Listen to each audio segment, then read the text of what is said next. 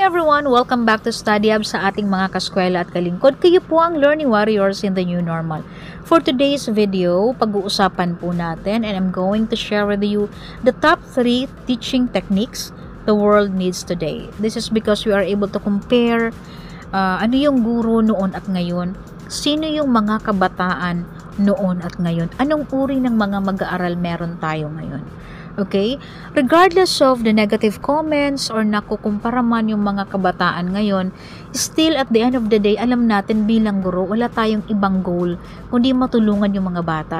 Hindi lang pagmamahal, hindi lang suporta, kundi pagkalinga rin yung binibigay natin sa kanila. Okay?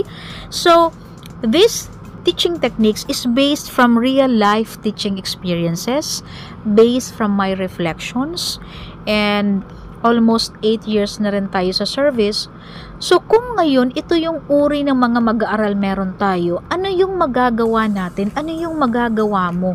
Ano ba yung teaching approach na kailangan ng mga bata ngayon para mas lalo silang engaged, mas lalo silang motivated, and mas lalo natin silang matulungan? Okay?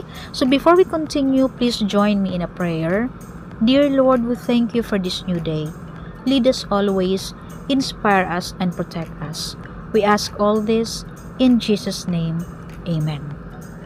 Okay, so moving forward, I hope hindi lang yung mga teachers, hindi lang future teachers natin, sana lahat ng mga mag-aaral, lahat ng mga kabataan, magkaroon ng chance na mapanood yung video natin. Para at least, alam nyo rin, dear students, ano yung pinanggagalingan ng mga teachers nyo, kung bakit minsan nakukumpara kayo sa mga learners noon.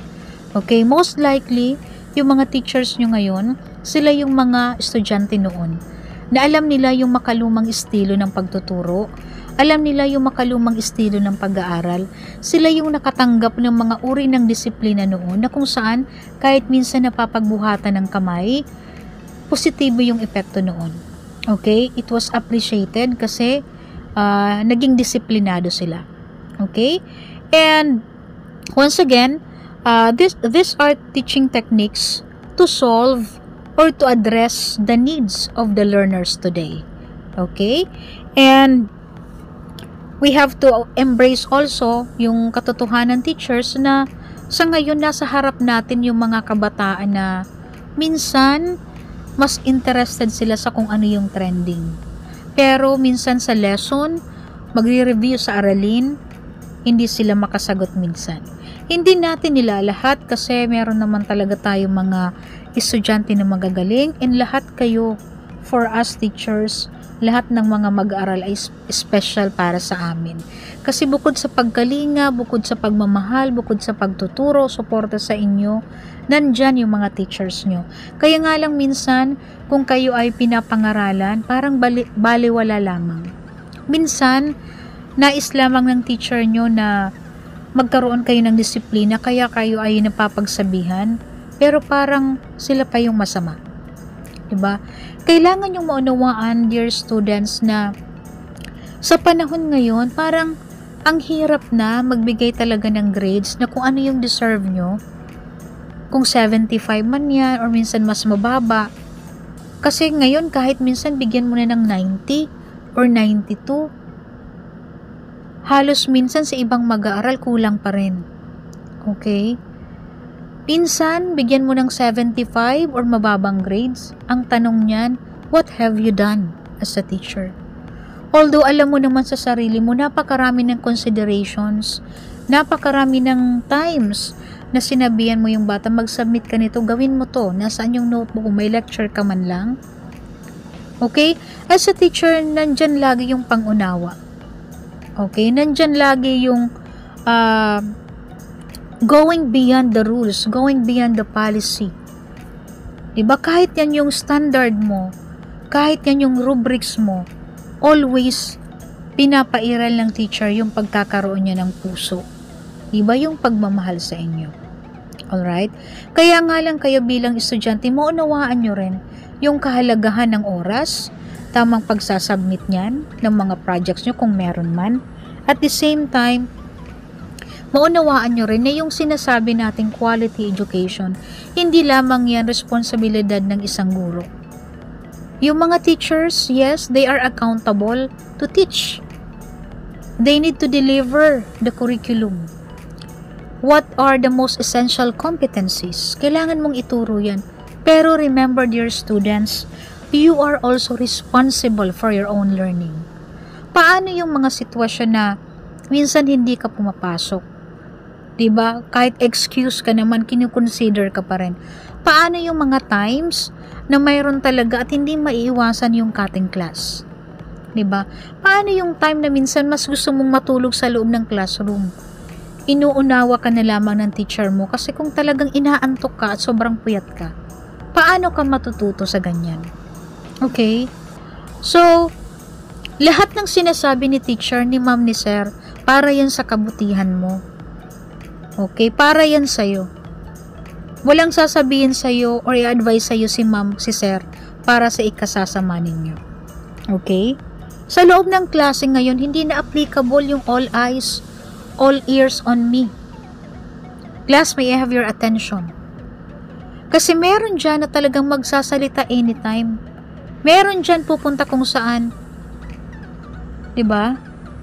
Okay? So, yun yung mga scenario, sitwasyon na dapat maunawaan nyo rin bilang mag-aaral kung bakit minsan napapagsabihan kayo ng inyong mga teacher. Okay? Teachers only want to instill in you the discipline that you need to have. Minsan, less respectful na yung mga kabataan ngayon. Diba? Kung noon laging, good morning ma'am, good morning sir, good afternoon po. Ngayon, hi ma'am, hello sir, ma'am. Okay? Walang masama dyan. What I mean is, yung gap, parang baliwala. Okay? Parang,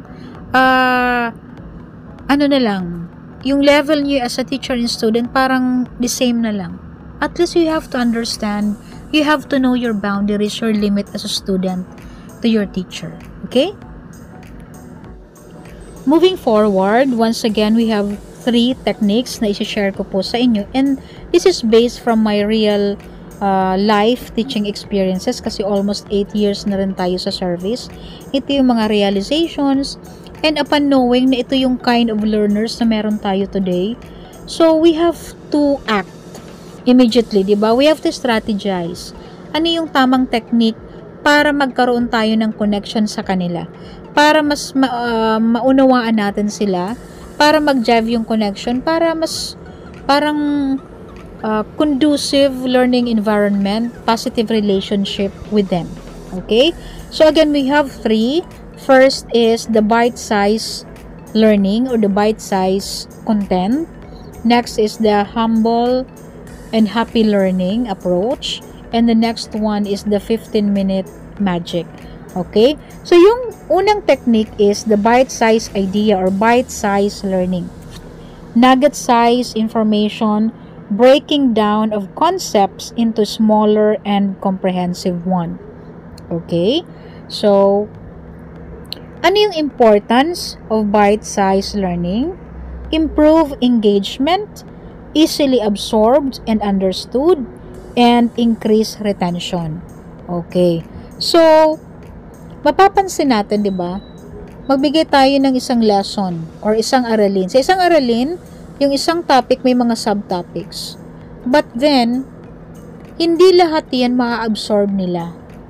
Diba? Sa 15 minutes na nagsasalita ka dyan, nagdi-discuss ka, say for example, parang nagiging boring yung klase para sa kanila. Okay? Magbigay ka man ng napakaraming halimbawa sa lahat ng mga konseptong binigay mo sa kanila, parang mapapansin mo, hindi nila maunawaan. Okay? Hindi ka, at the end of the day, parang feeling mo, hindi ka naging effective for them. So, with this technique, the bite-size learning, so say for example, nagtuturo ka ng economics. Okay. Paikot na daloy ng ekonomiya. Okay, sa paikot na daloy ng ekonomiya, may 5 modelo. Okay, and then sa module o sa textbook, napakahaba ng explanation yan. What you can do is, you just need to give the highlights of its modelo. I-summarize mo pa din yan. Sa pinakasimpleng paraan na mauunawaan nila ng pagkakaiba ng 5 modelo. Paano ba nagkakaroon ng paikot na daloy? Okay? So, halimbawa doon sa unang modelo, kailangan muna nilang maunawaan sino si Sambahayan ano ang bahay kalakal.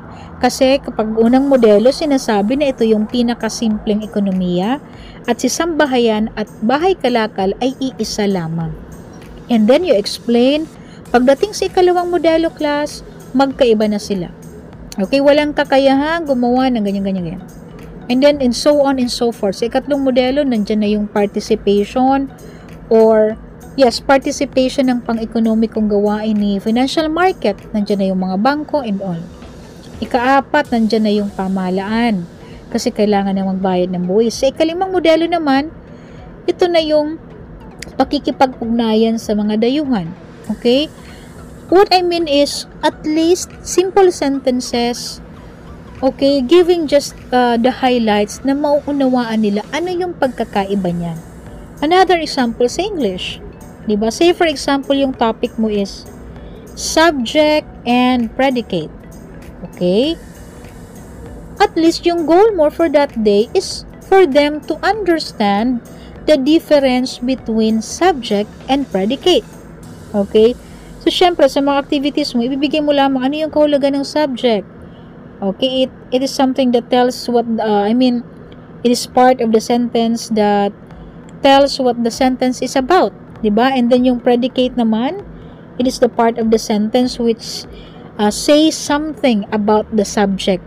And then, you give examples. Alright? So, yun yung halimbawa ng bite-sized learning. Kasi, mahirap para sa kanila i-absorb. Say, for example, 1-hour session kayo. Okay, mas mabuti kung marami kang activities, may mga games, mas engage sila, okay?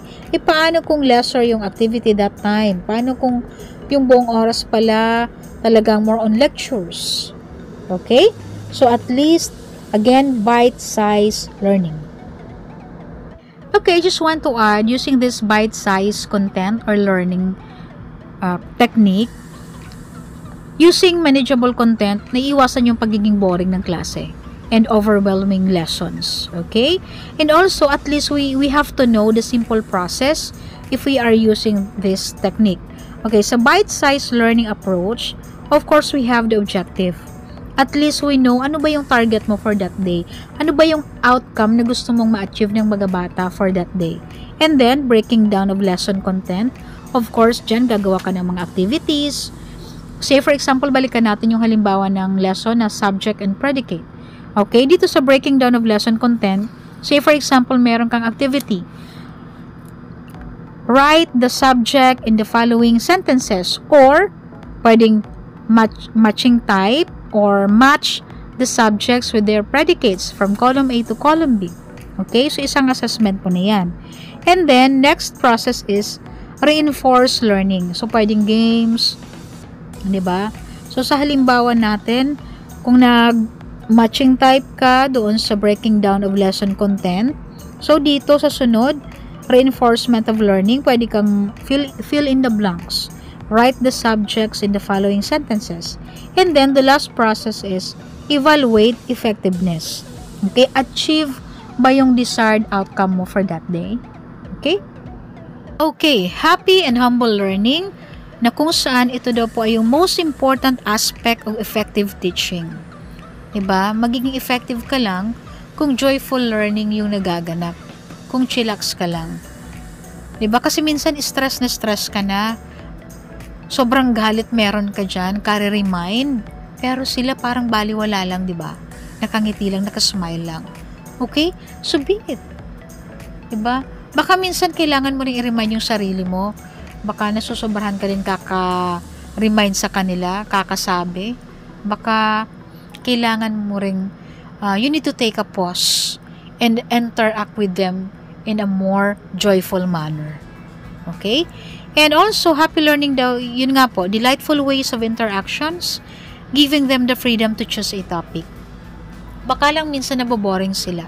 Baka lang minsan may gusto lang silang topic na gustong pag-usapan. But of course, you need to remind them na yung topic na pag-uusapan nyo, na gusto nilang topic na pag-usapan, is related doon sa subject. Kung hindi man, at least, it is a proper topic and appropriate topic na pag-usapan. Okay? And, happy learning, kasi minsan, baka nagiging loud ka lang na sobra. Kasi yung mga students ngayon, talagang they are loud. Kumbaga, loud sila pero chillax lang din. Nagagalit ka na, nag-transform ka na into an angry bird, pero wala, nakangiti lang sila. Parang walang effect minsan yung galit. But if you try to be firm, you try to be strict, you try to be calm, and you know when to strike that galit na meron ka, makikita mo yung changes. Okay? So, yun yung merong impact sa kanila. So, again, happy learning means still guiding them to have discipline inside the classroom, but at the same time, you have delightful ways on how to interact with them. Hindi lang puro galit, hindi lang puro salita, but at least take a pause and smile from time to time. Okay? Okay, yung humble learning naman means humility daw po equals open-mindedness, letting your students speak and give feedback, embrace criticisms. Okay, napakaganda pong technique or strategy if you will let your students speak by asking to give negative comments or negative feedbacks about you as their class advisor or subject teacher.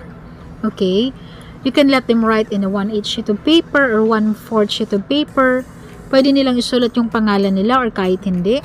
At least, you encourage them to write kung meron man negative comments about you or what are the things they want to have during your lesson or ano pa yung pwede mong maidagdag or maitulong para sa kanila. Diba? Or you encourage them to write ano ba yung tulong na pwede mong magawa or maibigay para sa kanila when it comes to your lesson, when it comes to your subject. Okay? Kasi po minsan, may mga sitwasyon na no-overlook or unintentional, may nasasabi tayo sa klase na baka offending o kaya naman hindi natin ginugusto pero baka nasaktan sila. So by encouraging them to speak, at least you are giving them also the freedom to express themselves. Diba? Hindi po sa lahat ng oras, tayo lang yung may sasabihin bilang guro. Yung mga bata, meron din yung gustong sabihin. Baka minsan may mga senaryo na natatakot sa'yo, pero may gusto silang sabihin. Baka minsan napagalitan mo sila, hindi na lang sumagot, kasi baka lalo mo pang mapagalitan. At least, it's their time to write na yung time na yun ganun pala. Okay? Kaya napaka-importante sa lahat po ng sitwasyon teachers is to have a listening mind and a listening heart. Okay? Hindi lang laging puro salita, lalo na pag nagagalit tayo. Okay? Yun yung isa sa mga realization and reflection ko na din at the same time na napakahalaga. We are here to listen to our students. We are here to understand them. Okay? And minsan, di ba mapapansin mo, yung mga estudyante ngayon, yung mga mag-aaral, sobrang loud na din nila. You keep on reminding them about something, pero parang baliwala, para walang epekto. Pero try to be calm. Kalma lang. You try to become strict and firm. And may pagbabago kang mapapansin. Okay? So, again, that is embracing the humble approach, having a humble learning technique. Okay? At the same time, recognizing criticisms as well. Okay, so we are done with the bite-sized learning or bite-sized idea and the happy and humble learning technique. We come now to the 15-minute magic technique. So, ano yung goal mo dito? Yung goal mo is to improve academic performance of students and to have progress or ma-improve nila yung behavior nila sa school or sa loob ng classroom. And also to enhance positive relationship with them and to have better connection with them. Alright? So, hindi lang puro lecture, hindi lang puro lessons yung pag-uusapan nyo. Yung 15 minutes will be allocated by understanding your students as a person as well in a more personalized manner. So, maaring spend mo yung 15 minutes having reading practice or reading activities to improve reading skills and comprehension. Pwede mong spend yung 15 minutes to have one-on-one conversation with students, lalong-lalo na yung mga low-performing students. So, encourage them, putting a bit of pressure on them na kung kaya ng mga kaklase mo, kaya mo din. Okay? Lalo na yung mga low-performing. Diba? And also, it could be a completion time for those students na hindi kailangang makhabol sa mga task. It could also be a time na a quiet time. Okay? Makikinig ka lang sa kanila. Wala kang ibang sasabihin kundi, you only need to have a listening minds and a listening hearts. Okay? As a teacher. So, pwedeng story time, pwedeng sharing something about themselves. Okay? You can give activities like yung sa sticky note, they are just going to pick something and then may task, a simple task, and then they are going to share. Kumbaga, sharing activity. What else? 15 minutes wherein allocated siya doing activities, doing something unique outside the box. Okay? It is about transforming that 15 minutes into something powerful na makakatulong sa mga bata. Alright? So, sa 15 minutes na yan, pwedeng simpleng pangungumusta, and yan na pala yung magic na yun. Yung simpleng pangungumusta mo, minsan madaming revelation ang magaganap. Minsan, mas sigit mong mauunawaan yung mga bata kasi naiintindihan mo yung pinagdadaanan nila. Yung 15 minutes na yan pala, yan yung time na mauunawaan mo bakit lagi silang absent. Yun pala, sila yung breadwinner ng family. Okay? So, yun nga, 15 minutes magic because it can do a lot. It can give you more. Okay? And you can do more with that time. Okay? So, pwede yung pag-usapan dito na yung buhay, estudyante, hindi lang basta makagraduate ka. You also need to have that confidence and the life values na kakailangan nila sa buhay nila. Alright? Hindi lang sapat na matalino ka, magaling ka, honor student ka. You need to have that proper attitude in life. Okay? So, more personalized, understanding each other as a person. And again, yung goal mo is to improve academic performance, behavior nila, and to have positive relationship with them, better connection, and improve learning community. Okay? So, again, yung 3 teaching techniques natin is a bite-sized learning approach, happy learning approach, and the 15-minute magic technique. Okay? So, thank you very much, teachers, for listening, for staying with me until the end of this video. I hope you learned something useful today. And munting pakiusap lamang po sa hindi pa nakakapag-subscribe, you can click like and subscribe button and choose all so that you will be notified for the upcoming videos. Thank you very much, teachers, future teachers, and our dear students. Bye for now!